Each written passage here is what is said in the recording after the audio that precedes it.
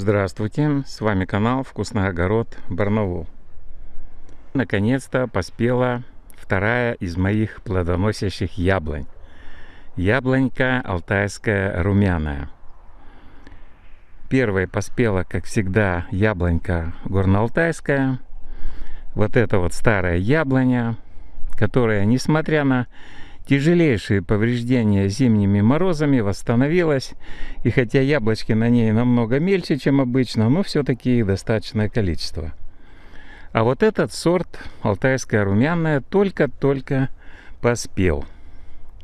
Яблочки продегустировал, и действительно очень много спелых яблочек. Поспевает эта яблонька неравномерно. То есть сначала одни плодики, потом вторые, вот видно. Так что и срывать их, видимо, тоже надо постепенно. Хотя все уже, в принципе, можно использовать для еды.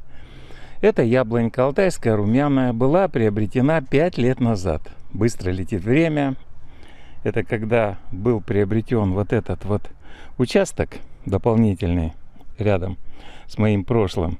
И вот на следующую весну была приобретена вот эта яблонька. Было куплено еще два сорта. Это юнга и подарок садоводу. Но, к сожалению, юнга погибла после морозной зимы совсем. Просто вымерзла полностью. Подарок садоводу после пересадки еще пока не плодоносит. А вот эта вот яблонька алтайская румяная, она начала плодоносить уже в прошлом году. То есть через 4 года после посадки. Ну, в прошлом году было всего несколько яблок, но сейчас их уже, ну, не то чтобы уж очень много.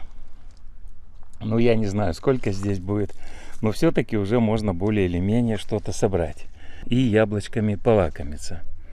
Вкус у этих яблочек довольно хороший. Что можно сказать? Ну, я неприхотливый в этом смысле. Для меня все яблоки неплохие. Но я считаю, эта яблонька ничем не уступает многим другим более крупноплодным сортам. Вот такие вот яблочки. Алтайская румяная. Самое главное, что она довольно стойкая. Конечно, ее тоже задели зимние морозы. Очень тяжелая была зима позапрошлый год. Но все-таки она восстановилась. Ну, правда, уже крону придется заново формировать. Но это не страшно. Главное, яблонька живая. Крона будет сформирована заново. Сейчас уже ясно, какие ветки остались, какие ветки замерзли. И, надеюсь, эта яблонька будет плодоносить и дальше. Сорт хороший, стойкий, неприхотливый. Неплохо переносит зимние холода. А у нас морозы под минус 50, напомню. Так что я надеюсь, эта яблонька будет расти на участке и дальше. Она пока растет на подвое. Как была куплена в магазине, так и растет. Корнесобственных отводков еще от нее не получилось пока. Но это будет сделано. И со временем сделаю еще несколько саженцев корнесобственных, поскольку сорт хороший. Вот такая яблонька алтайская румяная. Яблочки начинают поспевать, и это очень хорошо. Вот такие маленькие радости на садовом участке.